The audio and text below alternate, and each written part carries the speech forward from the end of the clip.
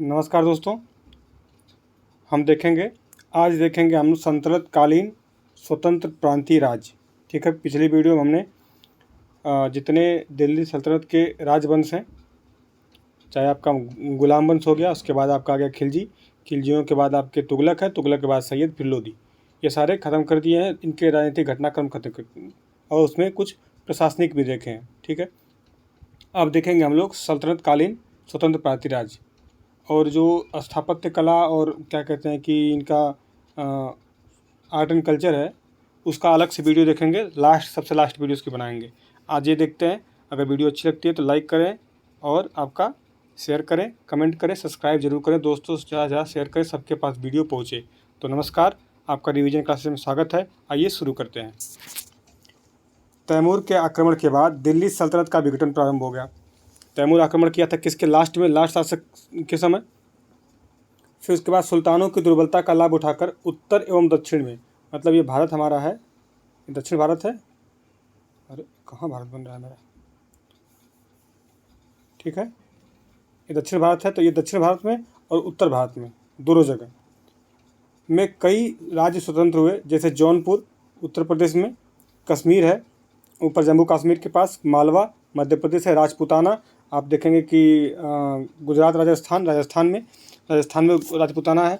गुजरात के जो शासक उत्पन्न हुए राजपूताना, राजस्थान में, उड़ीसा क्षेत्र में ईटीसी, मतलब बहुत सारे ये उत्तर भारत में राज्य हुए। दक्षिण भारत में देखिएगा, दक्षिण भारत लिखा है, विजयनगर बहमनी ये साम्राज्य स्थापित हुए। ठीक है, आइए देखते हैं उत्तर भारत के स्वतंत्र राज्यों के बारे में जानते हैं और धीरे धीरे और आराम से आप हमारी शॉर्ट वीडियो देखिएगा, उसमें आपको धीरे धीरे आराम से जो टैगलाइन मेरा मिलेगा। देखिएगा, जौनपुर देखते हैं। पहला, गोमती नदी के किनारे बसा हुआ यह जौनपुर है। जौनपुर की स्थापना फिरोज शाह तुगलक, अभी हम लोग पढ़ के आए एफ एस टी ने अपने चचेरे भाई जूना खां या मोहम्मद बिन तुगलक, यहाँ देखिएगा जौना खां कहते हैं इसे, मोहम्मद बिन तुगलक MBT की स्मृति में, इसकी याद में 1359 में इसकी स्थापना की थी, 1359। ठीक है, जौनपुर में स्वतंत्र संस्था का जो संस्थापक है वो मलिक सरवर है। मलिक सरवर नामक एक हिजड़ा करता है, छक्का, हिजड़ा, बृहंगला, किन्नर जो कह लीजिए, इसने जौनपुर में सरकी राजवंश की स्थापना की। देखिए कितना ज़बरदस्त बात है, अभी वो स्थापना करता है। फिर स्वतंत्र राज्य की स्थापना पूछेगा तो वो भी सरकी राजवंश का कौन करता है? मलिक सरवर। कहाँ लिखा हुआ है? ये आपकी पहली लाइन में। ठीक है, अब देखिएगा लिखा है, अगली लाइन क्या कहती है कि जौनपुर को भारत का सिराज कहा जाता था। क्यों कहा था भारत सिराज? क्योंकि यहाँ शिक्षा का एक केंद्र था उस समय, मध्यकालीन में दिल्ली सल्तनत में।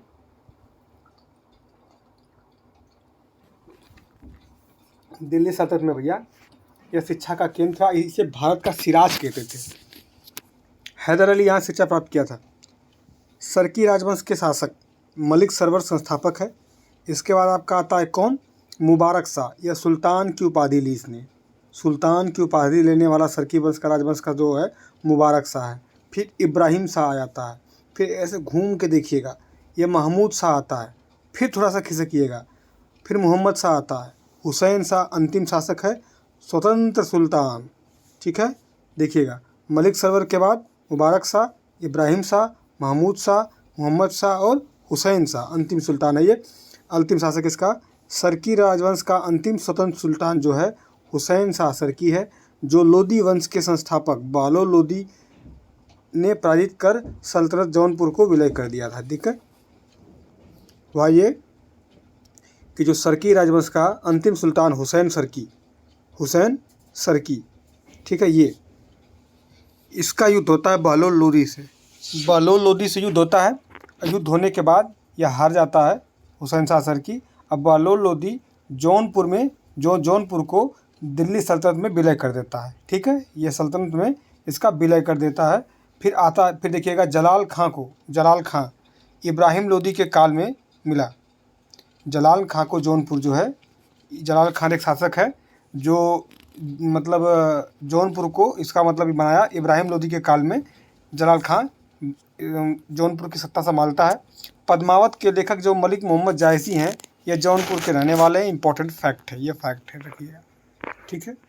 बंगाल देखिएगा, हमने जौनपुर की कहानी देख ली, जौनपुर में कुछ ज़्यादा नहीं है। और देखिएगा बंगाल, बंगाल की राजधानी लखनऊ थी।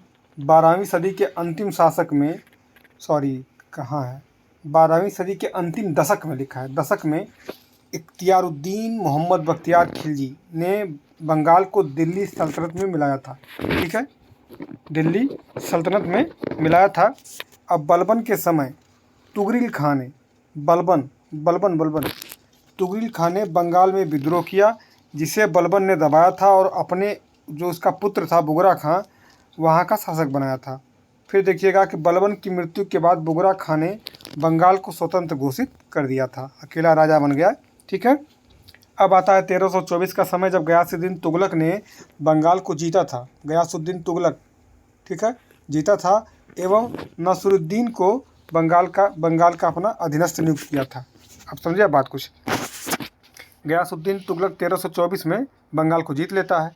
फिर नसरुद्दीन जो है, नसरुद्दीन को बंगाल का मतलब मुखिया नियुक्त करता है और अपने अधीनस्थ नियुक्त करता है। फिर सुल्तान की उपाधि धारण करके अधिकार प्रदान किया, ठीक। गयासुद्दीन तुगलक ने बंगाल को 3 भागों में विभाजित किया था। गयासुद्दीन जो तुगलक था वो बंगाल को 3 भागों में विभाजित किया था। फिर देखिएगा मोहम्मद बिन तुगलक क्या करता है। मोहम्मद बिन तुगलक के समय बंगाल जो है दिल्ली सल्तनत से पूर्णतः स्वतंत्र हो गया, एमबीटी के समय।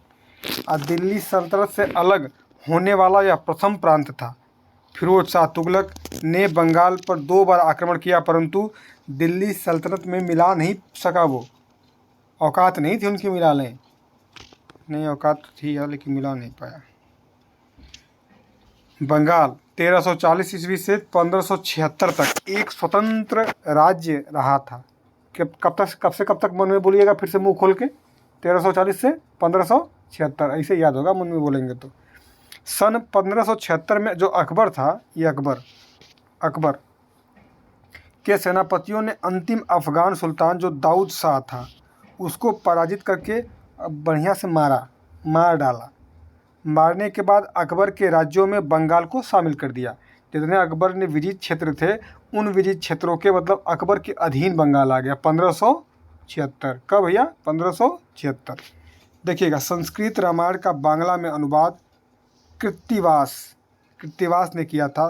संस्कृत जो रामायण था, जो रामायण संस्कृत में लिखा था, ठीक है, उसका बांग्ला भाषा में अनुवाद कृत्तिवास ने किया था। बंगला रामायण की रचना यहाँ लिखा है, देखिएगा बंगला रामायण की रचना, इस ग्रंथ को बंगला का बाइबिल कहा जाता है, बाइबिल, ठीक है। आगे देखिएगा आता है गुजरात राज्य। ये गुजरात राज्य, ठीक है, जो हम बनाते हैं मैप में दक्षिण भारत का सबसे पहले गुजरात ही बनाते हैं। अभी मैप बनाने की कोशिश करिएगा तो सबसे पहले देखेंगे आपको गुजरात से स्टार्ट करेंगे ऐसा ना, तो आपका मैप ज़बरदस्त बनेगा। यहाँ से आके जैसे हमारा छोटा पड़ गया, नीचे से करके फिर यहाँ केरल से उठेगा ये ऐसे करके, फिर यहाँ से आएंगे हमारा ये पश्चिम बंगाल, ऐसे करके फिर ये बांग्लादेश चला जाएगा। ऐसे मैप बना, थोड़ा प्रैक्टिस करेंगे, बहुत मैप ज़बरदस्त बनता है। देखिएगा गुजरात राज्य सन 1297 में अलाउद्दीन खिलजी ने इसे दिल्ली सल्तनत में मिलाया 1297 में। फिर देखिएगा गुजरात राज्य को अलाउद्दीन खिलजी 1297 में, पता है कब? जब हमने ऊपर पढ़ा था कि अपने चाचा को बिना बताए 1297 में देवगिरी पे आक्रमण करता है, 96 में 97 में, उसी से पहले ये आपका अलाउद्दीन खिलजी जब आक्रमण करता है गुजरात पे, तो आपका गुजरात विजय करके 1297 में इसको मिला लेता है। अब बाद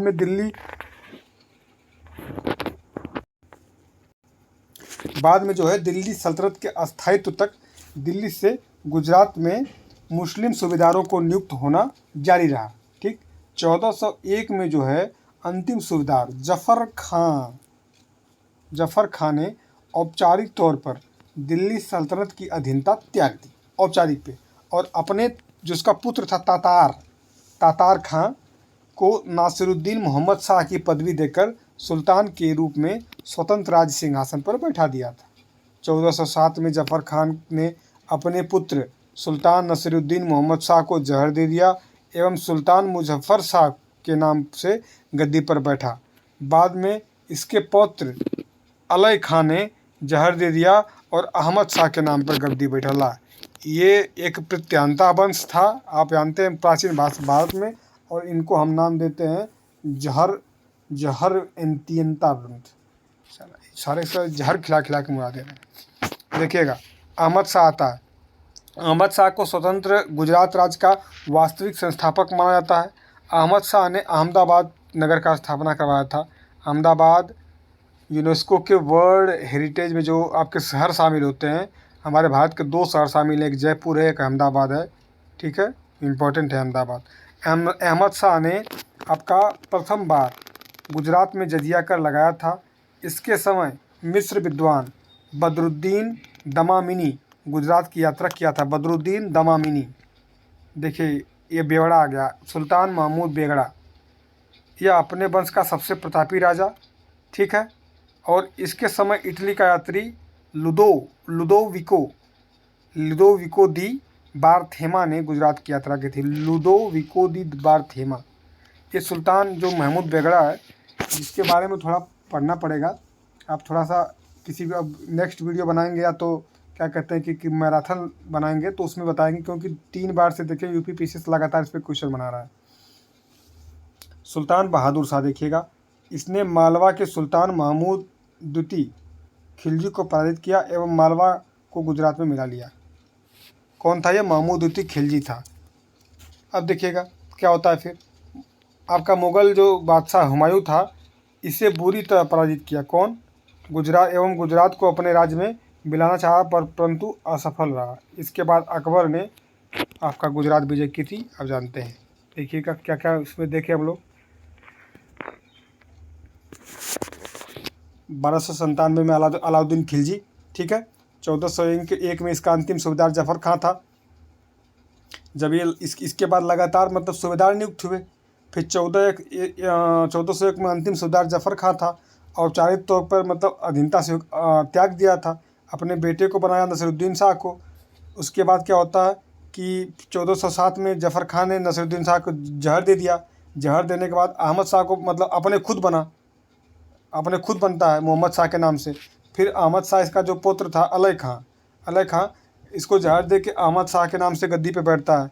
फिर अहमद शाह आपका, उसके बाद आपका आता है ये महमूद बेगड़ा बहादुर शाह, ठीक। इसकी कहानी खत्म। मालवा देखिएगा, मालवा राज्य परमार वंश की उत्पत्ति गुर्जर प्रतिहारों की भांति अग्निकुंड से बताई जाती है, परंतु प्राचीन लेखों से सिद्ध होता है कि परमार शासकों का उद्भव है राष्ट्रकूटों के कुल से हुआ है। परमार वंश की स्थापना उपेंद्र अथवा कृष्णराज ने 10वीं सदी के प्रारंभ में की थी और पहले परमार राष्ट्रकूटों के सामंत थे, ठीक। देखिएगा, बीर सिंह द्वितीय ये ने धार नगरी पर अधिकार किया था, बीर सिंह द्वितीय ने। फिर देखेंगे सियक द्वितीय, यह मालवा के स्वतंत्र राज्य की स्थापना की था। सियक द्वितीय मालवा के परमारों को वास्तविक शक्ति का विकास जो है आपका वाकपति मुंज ने किया था। जो मालवा के परमार की वास्तविक शक्ति का विकास वाकपति मुंज जो है शासक है, उसने किया था। वाकपति मुंज जो था उत्पल राज, अमोघ वर्ष, श्री वल्लभ एवं पृथ्वी वल्लभ की उपाधि किया था, ठीक। भोज देखिएगा, भोज ने चालुक्य नरेश जय सिंह को पराजित किया और मुंज की हार का बदला लिया था, ठीक। मुंज, वाकपति मुंज। बाद में चालुक्य नरेश सोमेश्वर ने धार पर आक्रमण करके और जय सिंह की हार का बदला लिया था। तो देखिएगा भोज के बाद क्या होता है। भोज के बाद मालवा पर सोलंकियों ने अपना अधिकार कर लिया था। इल्तुतमिश एवं अलाउद्दीन खिलजी ने भी मालवा को लूटा था। देखिएगा होशंग शाह कौन है? इसने राजधानी धार से मांडू मध्य प्रदेश स्थापित की। धार भी मध्य प्रदेश में है। यह गुजरात से लड़े गए युद्ध में पराजित हुआ एवं बंदी बना लिया गया। बाद में गुजरात शासकों के अनुग्रह से प्राप्त सत्ता आपका 1432 तक बना रहा। होशंग शाह जो है के बाद उसका पुत्र जो है सुल्तान महमूद गोरी आपका गद्दी पर बैठा।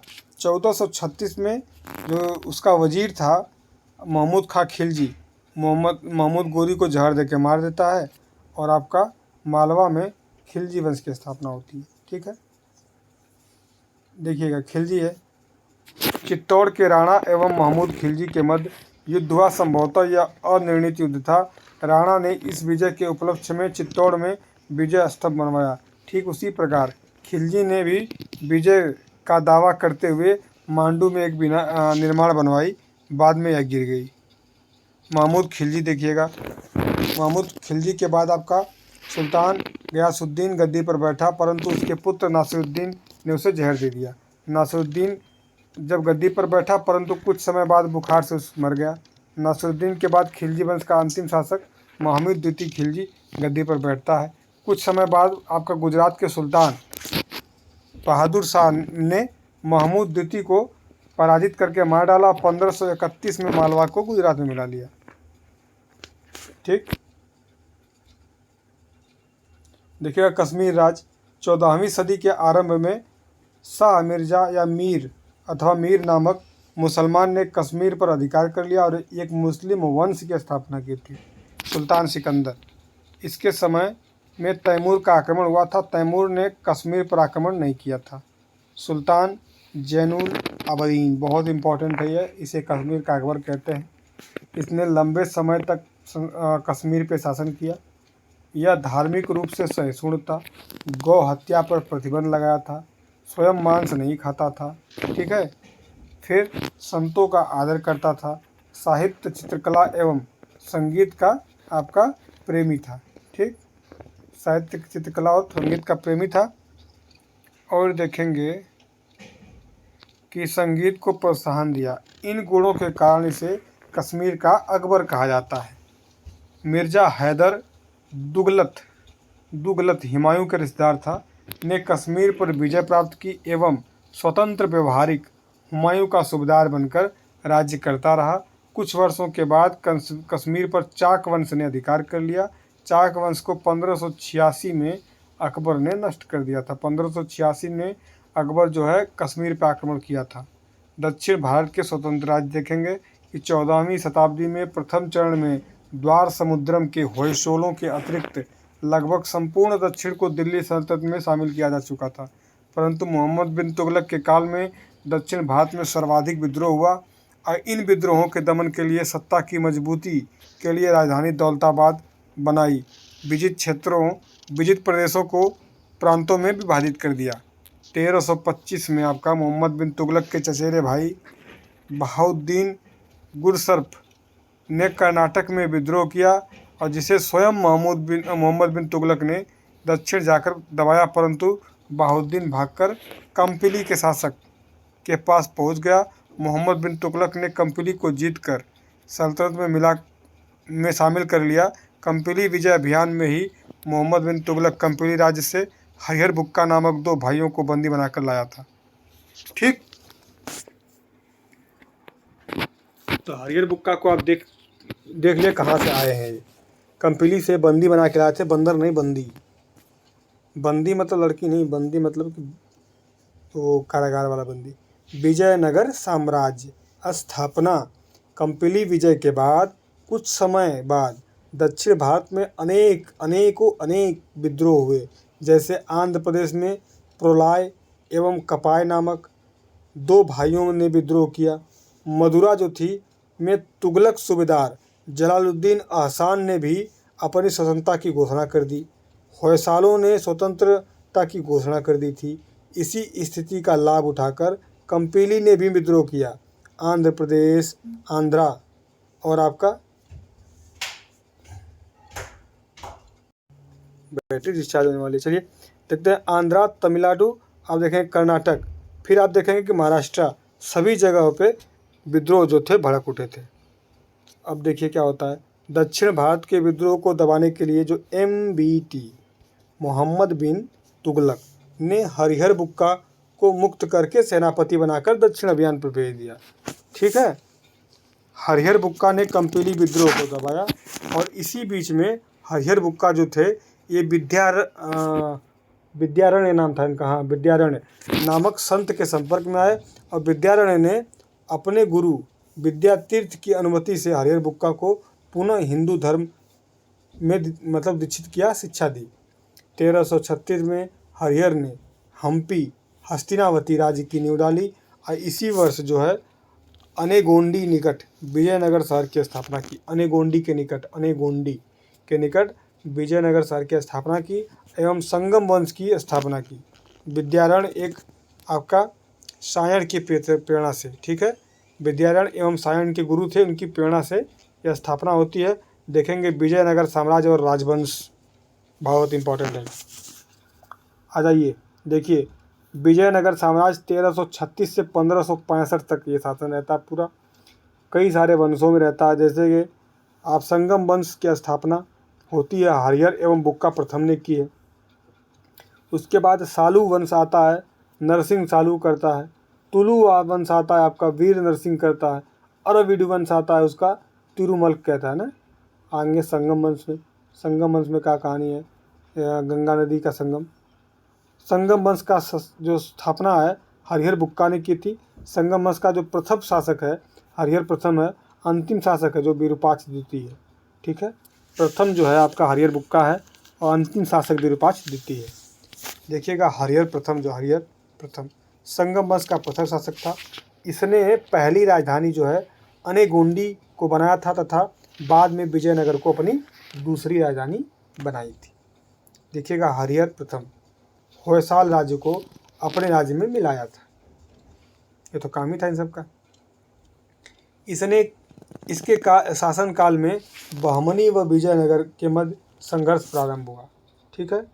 संघर्ष का प्रारंभ बहमनी का शासक अलाउद्दीन हसन बहमन शाह द्वारा रायचूर किले पर अधिकार के बाद प्रारंभ हो गया था। बुक्का प्रथम, हुक्का नहीं, हुक्का बार बुक्का प्रथम। हरिहर के बाद उसका भाई बुक्का प्रथम आपका शासक बनता है। अभिलेखों से इसे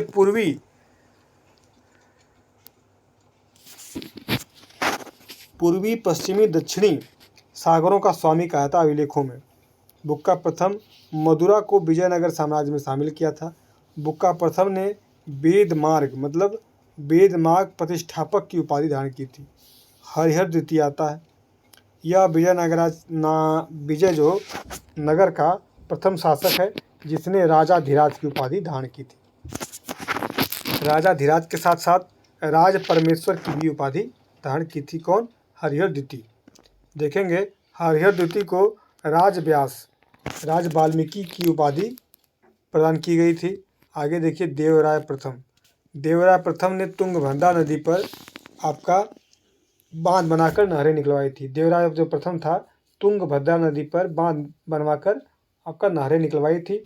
इटली के यात्री निकोलो कोंटी ने इसके शासनकाल में मतलब विजयनगर की यात्रा की थी। निकोलो कोंटी, ठीक। देवराय प्रथम ने तेलुगु कवि श्रीनाथ को संरक्षण प्रदान किया था। किसको? जो तेलुगु कवि श्रीनाथ थे उनको संरक्षण प्रदान किया था। श्रीनाथ हरिविलास नामक इन्होंने ग्रंथ की रचना की है। जो श्रीनाथ है, श्रीनाथ हरिविलास नाम से ग्रंथ की रचना की है। देवराय द्वितीय आता है, इसकी उपाधि जो है गजवेटकर है। देवराय द्वितीय को कोडबिंदु का दमन एवं बेमेल शासक को जो देवराय द्वितीय हैं मैंने कोडबिंदु का दमन किया और बेलेम के शासक को विजयनगर की प्रभुसत्ता स्वीकार करने के लिए बाध्य किया था। देवराय द्वितीय ने अपने सेना में आपका मुसलमानों की भर्ती करना प्रारंभ किया। 2000 तुर्क धनुर्धरों को सेना में भर्ती किया था, ठीक है। फिर क्या होता है कि जब 2000 तुर्क धनुर्धरों को देवराय द्वितीय के समय जो ईरान का राजदूत था अब्दुल रज्जाक विजयनगर आया था। कैसे याद करेंगे? देखिएगा देवराय प्रथम भी आता है, देवराय द्वितीय आता है, इसलिए याद कराता है। 2 बार दो बार देवराय द्वितीय, 2 बार तो 2 द्वितीय, इसी से याद रखिएगा। अब्दुल रज्जाक किसके शासनकाल में आया था? देवराय द्वितीय के शासनकाल में। देवराय द्वितीय ने कवि श्रीनाथ और कवि सार्वभौम की उपाधि धारण की थी। मल्लिकार्जुन जो है उपाधि इसकी गजवेटकर है, इसकी भी उपाधि। इसके शासनकाल में आपका विजयनगर साम्राज्य का पतन प्रारंभ हो गया और पूर्णदेवराय भी कहा जाता है। इसने बहमनी शासक अलाउद्दीन प्रथम एवं उड़ीसा के गजपति शासक कपिलेश्वर की संयुक्त आक्रमण को विफल किया था। इसके शासनकाल में चीनी यात्री महुयान विजयनगर आया था। महुयान विरूपाक्ष द्वितीय यह विजयनगर साम्राज्य में संगम वंश का अंतिम शासक था। इसके शासन में बहमनी साम्राज्य द्वारा विजयनगर साम्राज्य पर प्रथम विजय प्राप्त की थी। ठीक है। आता है सालू वंश। सालू वंश का संस्थापक सालू नरसिंह था। सालू नरसिंह के बारे में जानते हैं। इसके सिंहासन पर बैठने के कुछ समय बाद ही उड़ीसा का जो शासक था पुरुषोत्तम गजपति ने आपका विजयनगर पर आक्रमण कर दिया तथा सालू वंश जो है सालू नरसिंह को बंदी बना लिया। पुरुषोत्तम गजपति, ठीक है। बाद में नरसिंह द्वारा मुक्ति की याचना पर इसे छोड़ा गया। उदयगिरी पर गजपतियों का अधिकार हो गया था। सालू नरसिंह ने अरब व्यापारियों से अधिक घोड़े आयात करने का प्रोत्साहन दिया।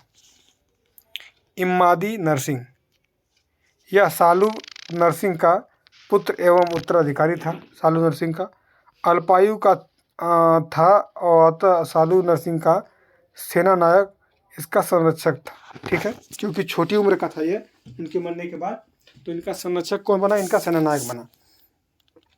अवसर पाकर सेनानायक जो था नरसानायक ने सत्ता हथिया ली एवं स्वयं शासक बन बैठा।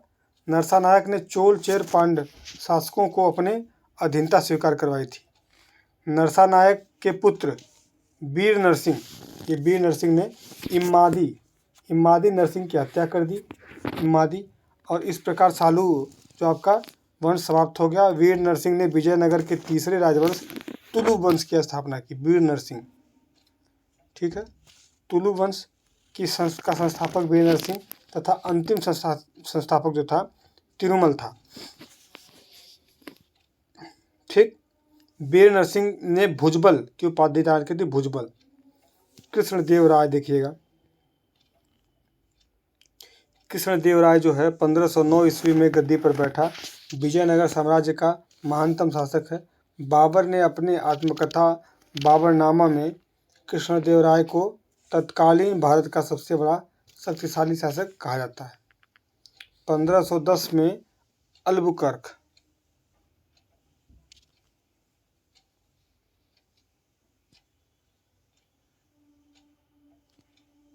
ठीक है,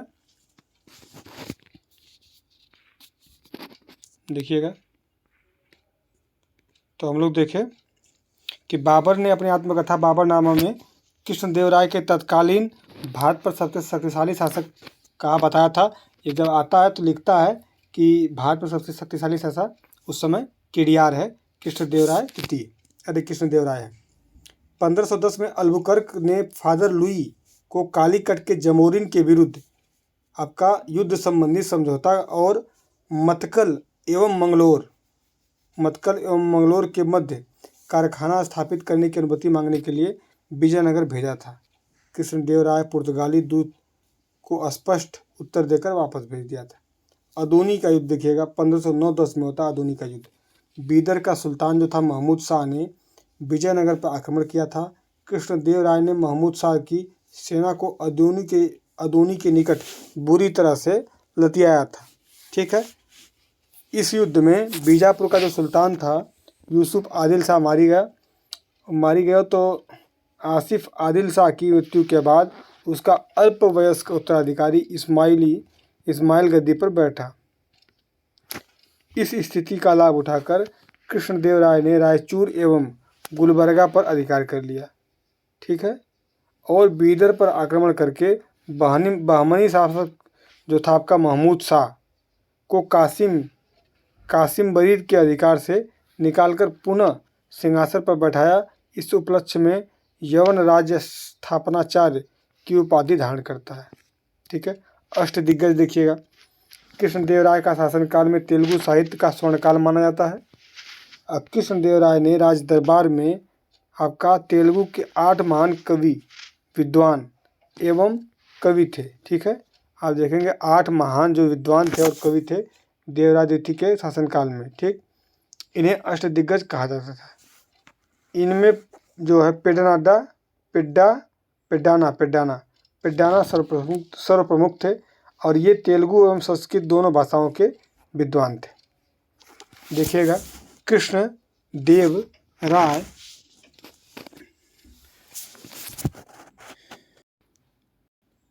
कृष्णदेवराय के शासनकाल में पुर्तगाली यात्री आपका डुआर्ट बारबोसा और डोमिंग पायस ने विजयनगर की स्थापना की, यात्रा की थी। ठीक है, कौन कौन? डुआर्ट आपका बारबोसा और डोमिंगो पायास। कृष्णदेवराय को आंध्र भोज भी कहा जाता है। कृष्णदेवराय ने हजारा मंदिर, विट्ठल स्वामी मंदिर एवं आपका चिदम्बरम मंदिर का निर्माण करवाया है। देखिएगा आगे, 1520 में कृष्णदेवराय ने आपका विजयनगर के सभी शत्रुओं को पराजित कर दिया था 1530 तक। ठीक है, आगे देखिएगा,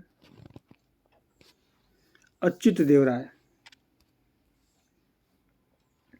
मृत्यु के बाद कृष्णदेवराय ने अच्युत देवराय को उत्तराधिकारी नामजद किया था, परंतु कृष्णदेवराय के जमाता जो हैं कृष्णदेवराय के जमाता राम राय ने अपने साले सदाशिव को शासक बनाना चाहता था।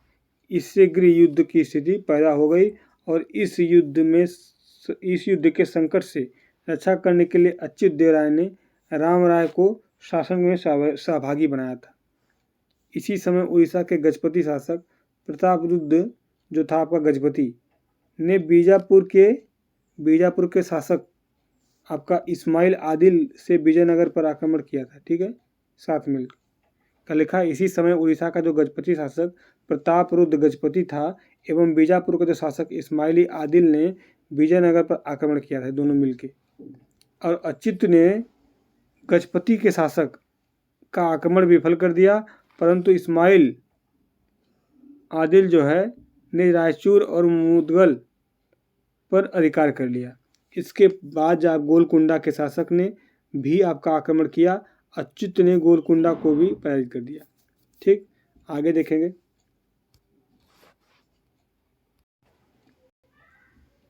तो हो गया, अच्युत ने गोलकुंडा को भी पराजित किया था। ठीक, देखिएगा, अच्युत ने बीजापुर को हराकर रायचूर एवं मुदगल को पुनः जीत लिया, किंतु जो है राजधानी वापस लौटे समय राम राय ने अच्युत को बंदी बना लिया और एवं स्वयं को शासक घोषित किया। परंतु जब राम राय दक्षिण में एक अभियान पर गया तो अच्युत अपने साले तिस्मल की सहायता से कारागार से भाग निकला और स्वयं शासक घोषित कर गया। ठीक, बाद में इब्राहिम आदिल शाह ने अच्युत एवं राम राय के मध्य समझौता करवाया था। आदिल शाह, देखिएगा, अच्युत की मृत्यु के बाद उसके साले जो है सालक राज तिस्मल के उसके साले सलक राज तिस्मल के हाथ में सत्ता आ गई थी और बाद में राम राय ने इब्राहिम आदिल शाह के साथ मिलकर सलक राज तिस्मल को पराजित कर दिया। अच्युत के भतीजे जो सदाशिव को गद्दी पे बैठाया था। ठीक, आगे देखिएगा, सदाशिव आया।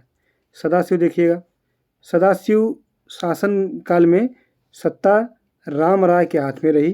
राम राय ने बड़ी संख्या में मुसलमानों की भर्ती प्रारंभ की और राम राय समकालीन किसके हैं?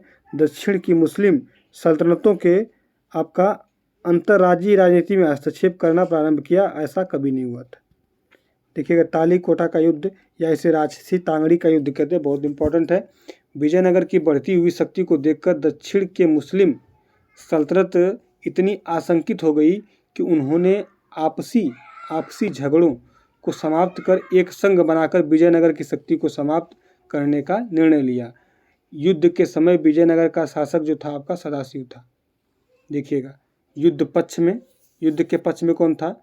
पक्ष ए था आपका विजयनगर और पक्ष बी था जो आपका अहमदनगर, बीजापुर, गोलकुंडा, बीदर। एक चीज़ था कि इस संघ में बरार शामिल नहीं हुआ था, तो बरार इस संघ में शामिल नहीं था। ठीक है, युद्ध का कारण क्या था?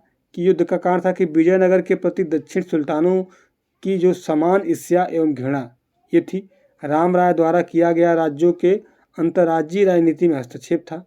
दूसरा क्या करते थे सब ना कि विजयनगर वाले इससे इसकी बुराई करके इससे लड़वा देते थे, इसका इससे करके इन दोनों को लड़ाते थे, इन दोनों को लड़ाते, ये सब लड़वाते रहते थे इसमें। ठीक, इसीलिए ये कांड हुआ। देखिएगा फिर क्या है कि राम राय के अहमदनगर आक्रमण के दौरान इस्लाम धर्म का अपमान व मस्जिदों को नष्ट करना फरिश्ता के अनुसार ये कहा गया, लेकिन प्रमाण नहीं है। शुरुआत देखिएगा, महासंघ की तैयारी पूर्ण होते ही अली आदिल शाह ने शुरुआत करते हुए राम राय से रायचूर, मुदगल एवं अदोनी किले वापस मांगे, किंतु राम राय ने मना कर दिया। इसके बाद 23 जनवरी 1565 को युद्ध प्रारंभ होता है तालीकोटा वाला। प्रत्यक्षदर्शी सेवेल स्थान राक्षसी तांगड़ी होता है, इसीलिए राक्षसी तांगड़ी का युद्ध भी कहते हैं। परिणाम देखिएगा, प्रारंभ में राम राय ने मुस्लिम सेनाओं को पराजित कर दिया, किंतु संघ की तोपों ने राम राय की सेना में तबाही मचा दी। राम राय की सेना मुस्लिम सैनिकों के विपक्ष से जा मिली, राम राय मारा गया। संघ सेना ने विजयनगर को खूब लूटा। अरविडु वंश आता है, अरविडु वंश आता है। तालीकोटा युद्ध के बाद विजयनगर का वैभव एवं शक्ति नष्ट हो गई। तिरुमल ने सदाशिव को लेकर पेनुकोंडा जो वेनुकोंडा भी कहेंगे को राजधानी बनाया। अब 1570 में तुलु वंश का अंतिम शासक सदाशिव को अपदस्थ कर अरविड वंश की स्थापना की गई और वेंकट द्वितीय ने 1598 में अपने दरबार में ईसाई जो पादरी का स्वागत किया था। वेंकट द्वितीय, ठीक, कहाँ गया भाई,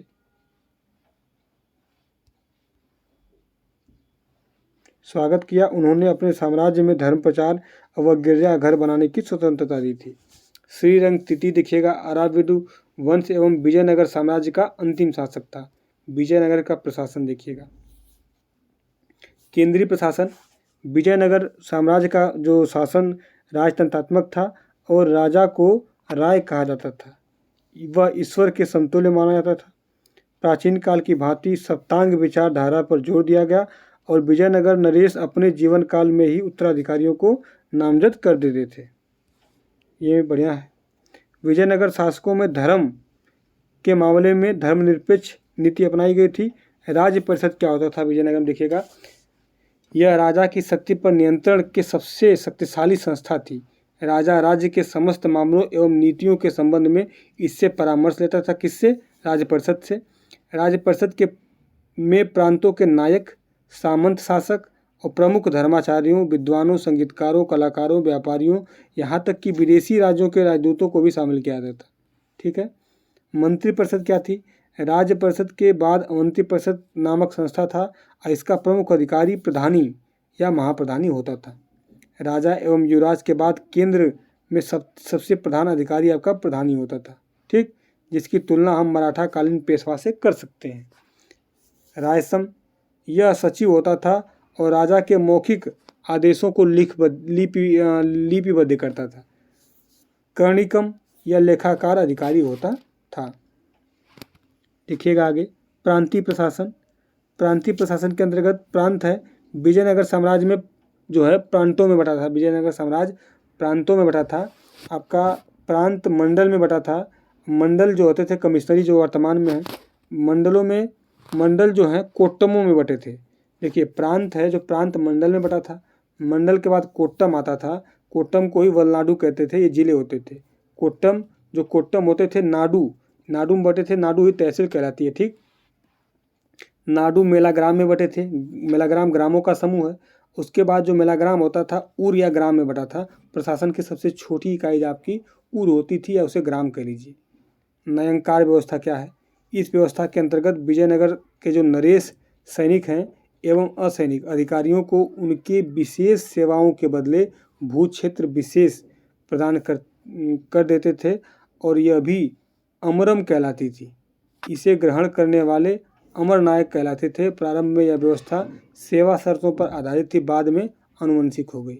देखिएगा उम्बली पद्धति क्या है? उम्बली पद्धति, ग्राम में कुछ विशेष सेवाओं के बदले लगान मुक्त भूमि दी जाती थी, यह उबली कही जाती थी। रक्त या खत कोगड़े, युद्ध में शौर्य प्रदर्शन करने वाले या युद्ध में अनुचित रूप से मृत लोगों के परिवार को दी गई भूमि को रत्त या खत्त कोडगे कहते थे। ठीक। कुट्टगी, कुट्टगी देखिएगा, ब्राह्मण, मंदिर, बड़े भूस्वामी जो स्वयं खेती नहीं करते थे, वे इस भूमि को अन्य किसानों को पट्टे पर उठाया करते थे और यह भूमि कुट्टगी कहलाती थी, कुट्टगी कहलाती थी। कुदी, कुदी देखिएगा, खेती में लगे किसान मजदूर को कुदी कहते थे।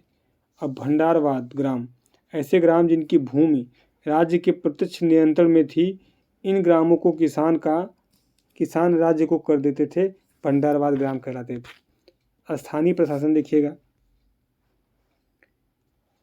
इस काल में सभा, महासभा, उर, महाजन नामक ग्रामीण संस्थाएं थी। ग्राम में सार्वजनिक जमीन को बेचने का अधिकार था। ठीक है।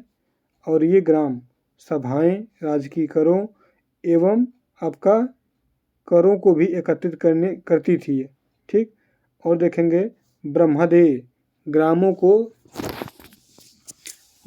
ग्रामों की सभा को चतुर्वेद मंगलम कहा जाता था।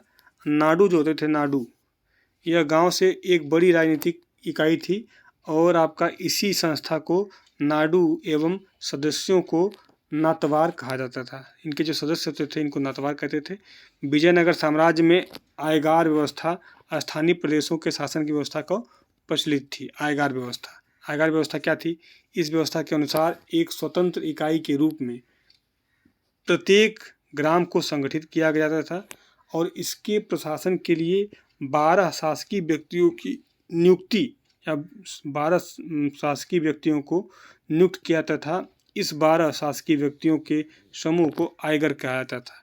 इसकी जो नियुक्ति सरकार द्वारा की जाती थी और यह आनुवंशिक था।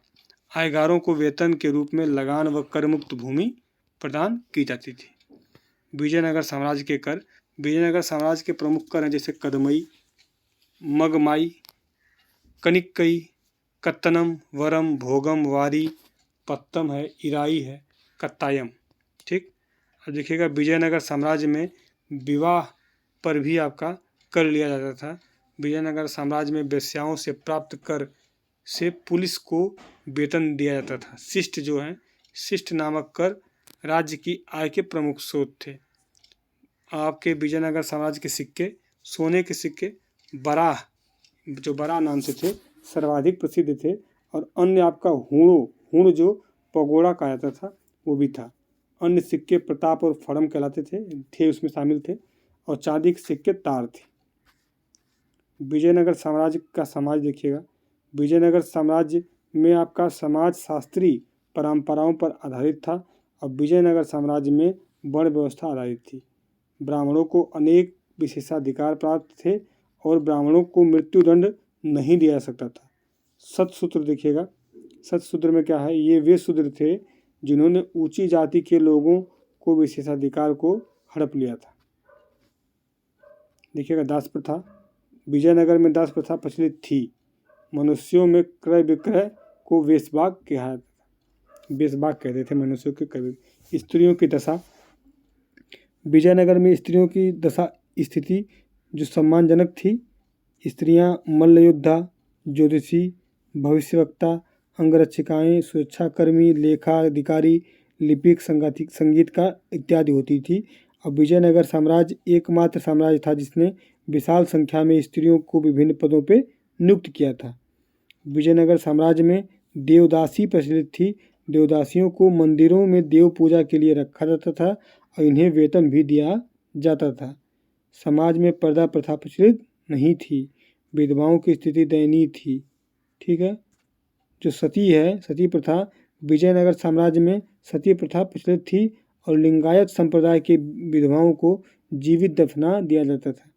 गणपेंद्र देखिएगा, यह पैर में पहनने जाने वाला एक कड़ा था और यह युद्ध में वीरता का प्रतीक था। युद्ध में वीरता का प्रतीक था। विजयनगर साम्राज्य का प्रमुख त्यौहार आपका जो था महानवमी था और विजयनगर साम्राज्य काल में यक्षगान नृत्य का विकास हुआ था। लिपाच्छी कला देखिएगा, लिपाच्छी कला यह विजयनगर साम्राज्य की स्वतंत्र चित्र कला शैली थी। ठीक है। यक्षिणी शैली यह विजयनगर साम्राज्य की नृत्य और संगीत की मिश्रित शैली थी। विजयनगर साम्राज्य में बाल विवाह प्रचलित था, बहु विवाह प्रचलित था, वेश्यावृत्ति भी प्रचलित थी और संगठित थी। देखिएगा, विजयनगर साम्राज्य में नंदिना गढ़ी लिपि का प्रयोग होता था। नंदिना गढ़ी लिपि का प्रयोग होता था और 1367 की लड़ाई में पहली बार विजयनगर में बुक्का प्रथम तथा बहमनी जो साम्राज्य का मोहम्मद शाह प्रथम के बीच युद्ध में बहमनी शासक ने पहली बार तोप का प्रयोग किया था। सोनार की बेटी का युद्ध, यह युद्ध विजयनगर के शासक देवराय तथा बहमनी का जो शासक था फिरोज शाह के बीच हुआ था। कृष्णदेवराय की रचनाएं देखिएगा, पूछता है। अमुक्त माल्यद था तेलुगु में, फिर आपका जामवंती कल्याण संस्कृत में था और उषा प्रणय आपका ये भी केडीआर कृष्णदेवराय की रचना है। विरूपाक्ष ने संस्कृत में नारायण विलास नामक पुस्तक लिखी है और कृष्णदेवराय के जो आपके अष्टदिग्गज में पेड्डना को आंध्र कविता का पितामह कहा गया है। देखिएगा, विजयनगर साम्राज्य में कालीकट प्रमुख बंदरगाह था और नंदी तिम्म है, ये आपकी परिजात हरण की रचना थी। नंदी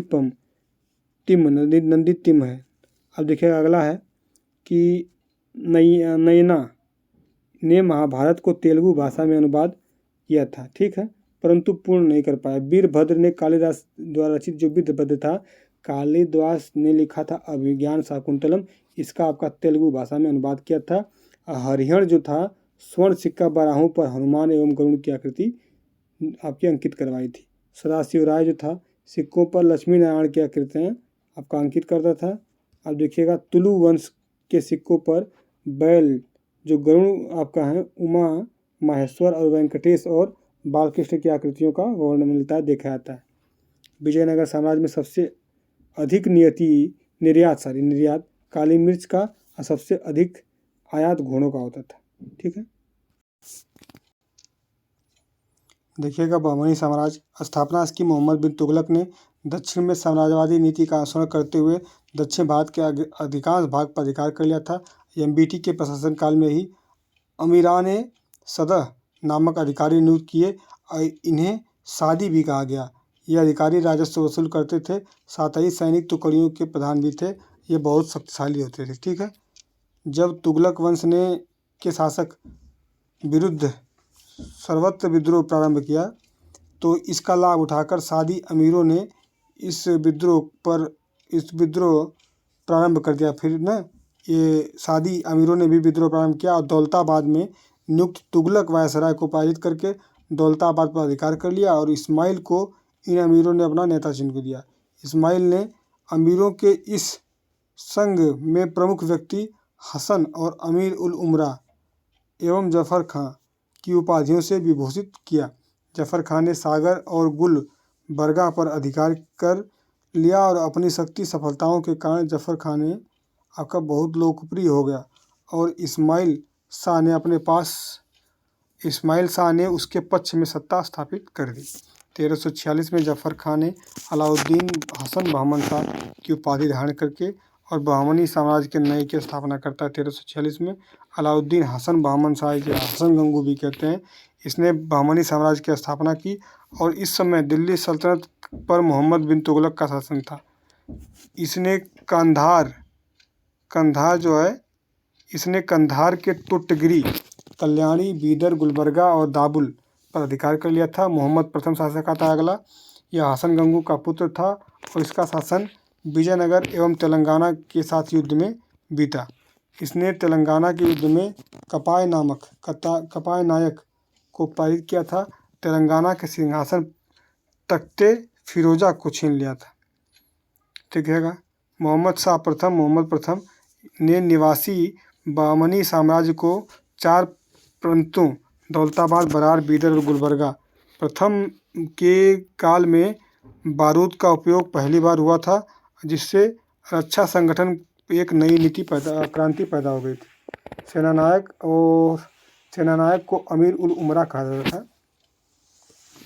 ताजुद्दीन फिरोज देखिएगा, बहमनी साम्राज्य का सर्वाधिक प्रसिद्ध सुल्तान में से एक है। विदेशों से अनेक प्रसिद्ध जो विद्वान थे दक्षिण से आकर आपका बसे थे यहीं पे और इसने भीमा नदी के किनारे फिरोजाबाद नगर की स्थापना की थी। शिहाबुद्दीन अहमद शाह देखिएगा, इसने राजनीति को गुलबर्गा के स्थान पर बीदर स्थानांतरित कर दिया। ठीक है, आगे देखेंगे। नवीन राजधानी का नाम मोहम्मदाबाद रखा और इसे इतिहासकार अहमद शाह अब्दाली या अहमद शाह वली या संत भी कहा जाता है। महमूद गवां आफाकी ईरानी मूल का था। प्रारंभ में यह व्यापारी था। बहमन सुल्तानों में हुमायूं के पुत्र निजामुद्दीन शाह के अल्पवयस्क होने के कारण उसके संरक्षण के लिए एक प्राथमिक परिषद निर्माण किया गया। महमूद गवां इस परिषद का सदस्य था। महमूद जो आपका थर्ड आता है कि राज्यारोहण के समय महमूद गवां को प्रधानमंत्री बनाया गया। महमूद गवां को ख्वाजा जहां की उपाधि मिली थी। और महमूद गवां ने पूर्व के 4 प्रांतों को 8 प्रांतों में विभाजित कर दिया था। ये बहमनी साम्राज्य का पतन है, देखिएगा। दक्कनियों और आपका आफाकियों, ईरानी और अरब तुर्क के मध्य विद्वेष हो गया। इनका जो पतन का कारण है आप देखिएगा। सुल्तान फिरोज का हिंदुओं के ऊपर झुकाव है।